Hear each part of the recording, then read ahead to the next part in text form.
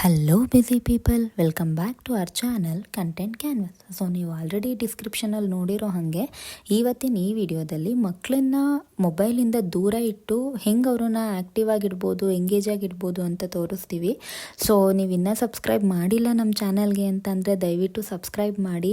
ಇನ್ನು ಮುಂದೆ ಟೋಡ್ಲರ್ಸ್ ಫುಡ್ ಆಗಲಿ, ಅವ್ರದ್ದು ಬುಕ್ಸ್ ಆಗಲಿ, ಅದ್ರ ಬಗ್ಗೆ ವಿಡಿಯೋಸ್ನ ನಾನು ಮಾಡ್ತಿರ್ತೀನಿ. ಮೊದಲನೇ ಆ್ಯಕ್ಟಿವಿಟಿ ಬಂದು ನಿಮ್ಮ ಮನೆಗಳಲ್ಲಿ ಪ್ಲ್ಯಾಂಟ್ಸ್ ಇತ್ತು ಅಂತ ಅಂದರೆ, ಸೊ ಲೈಕ್ ಅವ್ರನ್ನ ನಿಮ್ಮ ಜೊತೆ ಸೇರಿಸ್ಕೊಳ್ಳಿ. ಪ್ಲ್ಯಾಂಟ್ಸಿಗೆ ಗೊಬ್ಬರ ಹಾಕೋದಕ್ಕಾಗಲಿ, ಇಲ್ಲ ಅಂದರೆ ನೀರು ಹಾಕೋದಕ್ಕಾಗಲಿ, involve them with you so that they'll get to know about plants. So ಆ ಪ್ಲ್ಯಾಂಟ್ಸ್ನ ನೇಮ್ಸ್ನ ಹೇಳ್ತಾ ಇರಿ.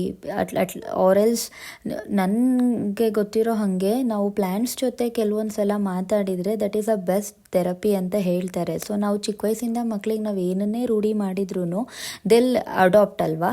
ಸೊ ನಾವು ಫ್ರೀ ಇದ್ದಾಗಲಿ ಇಲ್ಲ ಅಂತ ಅಂದರೆ ಅರ್ಲಿ ಮಾರ್ನಿಂಗ್ ನಾವು ಈ ಥರ ಮಕ್ಕಳನ್ನ ಈ ಆ್ಯಕ್ಟಿವಿಟಿಲಿ ಇನ್ವಾಲ್ವ್ ಮಾಡಿಕೊಂಡ್ರೆ ಒಬ್ವಿಯಸ್ಲಿ ಅವರಿಗೆ ಸನ್ಲೈಟ್ ಅಂತೂ ಸಿಕ್ಕೇ ಸಿಗುತ್ತೆ. ಹಾಗೇ ಪ್ಲ್ಯಾಂಟ್ಸ್ನ ನಾವು ಯಾವ ರೀತಿ ಕೇರ್ ಮಾಡ್ಬೋದು ಅನ್ನೋದನ್ನು ಅವ್ರಿಗೆ ಗೊತ್ತಾಗುತ್ತೆ.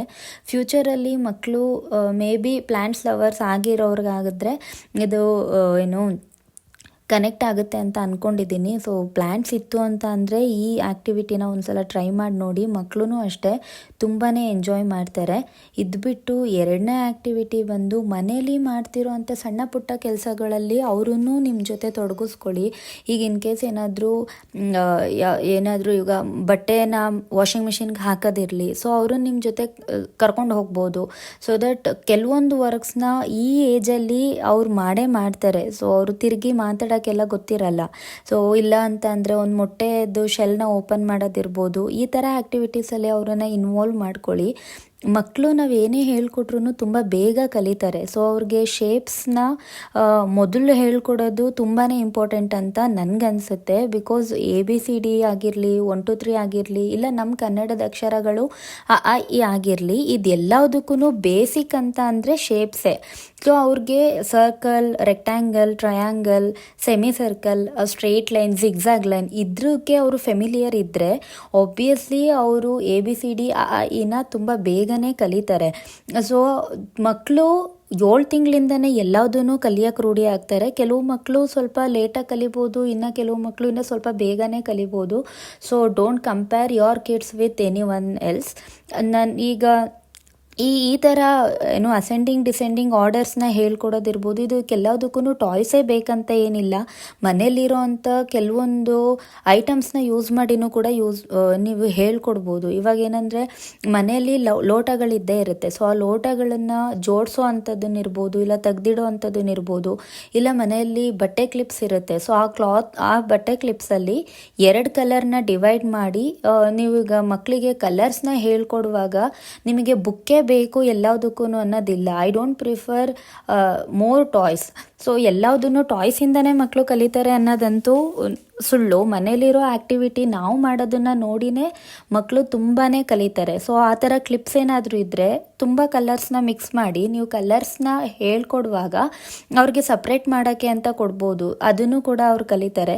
ಮಕ್ಕಳಿಗೆ ಸ್ಲೇಟಲ್ಲಿ ಬರೆಯೋದನ್ನು ಅವ್ರಿಗೆ ತುಂಬ ಇಷ್ಟ ಇದೆ. ಸ್ಲೇಟಲ್ಲಿ ಬರೆಯೋದು ನೀವು ಅದನ್ನು 1.5 ವರ್ಷ ಆದಮೇಲಿಂದ ಕೊಡೋಕ್ಕೆ ಟ್ರೈ ಮಾಡಿ. ಯಾಕಂದರೆ ಮಕ್ಕಳಿಗೇನಂತ ಅಂದರೆ ನನಗೆ ಗೊತ್ತಿರೋ ಹಾಗೆ 2 ಇಯರ್ಸ್ ಮಕ್ಕಳಾದರೆ at least they'll write circle, straight line ಇದೆಲ್ಲನೂ ಮಾಡ್ತಾರೆ. Or else they can make shape ವಿ. ಸೊ ಈ ಥರ ಮಾಡೋದ್ರಿಂದ ಸ್ಲೇಟನ್ನು ಕೊಡಿ. ಅವ್ರಿಗೆ ಚಿಕ್ಕ ವಯಸ್ಸಿಂದನೇ ಬೋರ್ ಆಗಲ್ಲ ಬರೆಯೋದು, ಓದೋದ್ರ ಬಗ್ಗೆ. ಇನ್ನು ಕೆಲವೊಂದು ಕಲರ್ಸಲ್ಲಿ ನೀವು ಈಗ ವಿಬ್ಗಯಾರ್ ಆದರೆ, ಈಗ ನೀವು ಸ್ಟ್ಯಾಕಿಂಗ್ ರಿಂಗ್ಸ್ ಎಲ್ಲ ಆದರೆ ನಿಮ್ಗೆ ಆಲ್ಮೋಸ್ಟ್ ಆ ಕಲರ್ಸ್ ಎಲ್ಲ ವಿಬ್ಗಯಾರಲ್ಲೇ ರೇನ್ಬೋ ಕಲರ್ಸಲ್ಲೇ ಇರುತ್ತೆ. ಸೊ ದಟ್ ಅವರು ಕಲರ್ಸ್ಗೆ ನೀಟಾಗಿ ಕಲ್ತ್ಕೋತಾರೆ. ಇನ್ನು ಕೆಲವೊಂದು ಈ ಥರ ಮೆಡಿಕಲ್ ಕಿಟ್ ಆಗಿರ್ಬೋದು, ಬೇರೆ ಯಾವುದಾದ್ರೂ ಅವ್ರ ಫೇವ್ರೇಟ್ ಟಾಯ್ಸ್ನ ಕೊಡೋದ್ರಿಂದ, ಈಗ ಮೆಡಿಕಲ್ ಕಿಟ್ ಅಂದರೆ ಅವ್ರಿಗೆ ಡಾಕ್ಟರ್ ಹತ್ರ ಹೋದಾಗ they will familiar with things ಅಲ್ವಾ. ಸೊ ದಟ್ ಅವ್ರಿಗೆ ಭಯ ಆಗಲ್ಲ ನೋಡಿದ ತಕ್ಷಣ.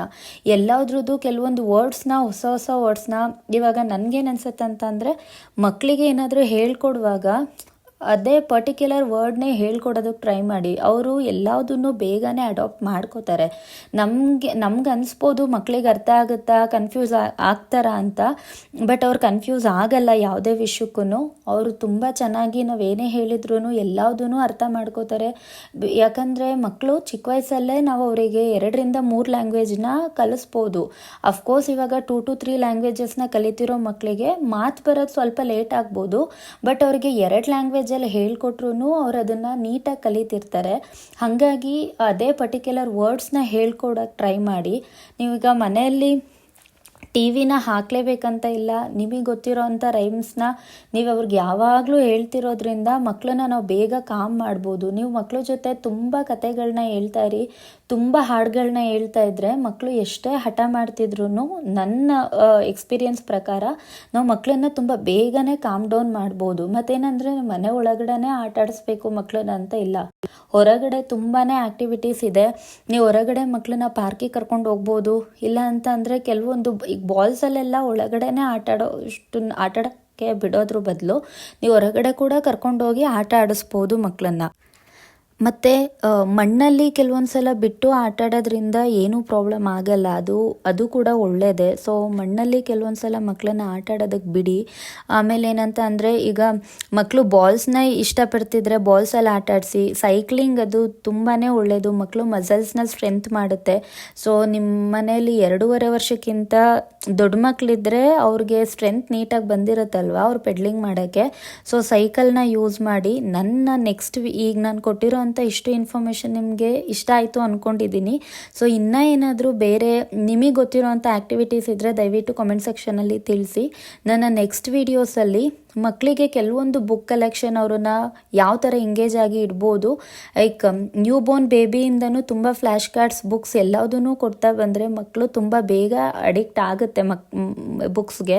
ಸೊ ಅದ್ರ ಬಗ್ಗೆ ಮತ್ತು ಕೆಲವೊಂದು ಸೆನ್ಸರಿ ಆ್ಯಕ್ಟಿವಿಟೀಸ್ ಬಗ್ಗೆ ನಾನು ಹೇಳ್ತೀನಿ. ಸೆನ್ಸರಿ ಆ್ಯಕ್ಟಿವಿಟೀಸ್ ಏನಂತ ಅಂದರೆ ನಾವು ಆ ಥರ ಆ್ಯಕ್ಟಿವಿಟೀಸ್ನ ಮಕ್ಕಳ ಜೊತೆ ಮಾಡ್ತಿದ್ರೆ ಅವ್ರದ್ದು ಸೆನ್ಸರಿ ಸ್ಕಿಲ್ಸ್ನ ಸ್ಟಿಮ್ಯುಲೇಟ್ ಮಾಡುತ್ತೆ. ಈಗ ಟಚ್ ನೋಡೋದಾಗಲಿ, ಕೇಳಿಸ್ಕೊಳ್ಳೋದಾಗಲಿ, ಅವರು ಸ್ಮೆಲ್ಲನ್ನು ಕಂಡುಹಿಡಿಯೋದಾಗಲಿ, ಇದೆಲ್ಲದನ್ನು ಸ್ಟಿಮ್ಯುಲೇಟ್ ಮಾಡೋ ಅಂಥ ಕೆಲವೊಂದು ಆ್ಯಕ್ಟಿವಿಟೀಸ್ ಇದೆ. ಇನ್ನು ಕೆಲವೊಂದು ಬುಕ್ಸ್ ಇದೆ ಅವ್ರನ್ನ ಯಾವ ಥರ ಎಂಗೇಜ್ ಮಾಡಿ ಇಡಬೇಕು ಅಂತ.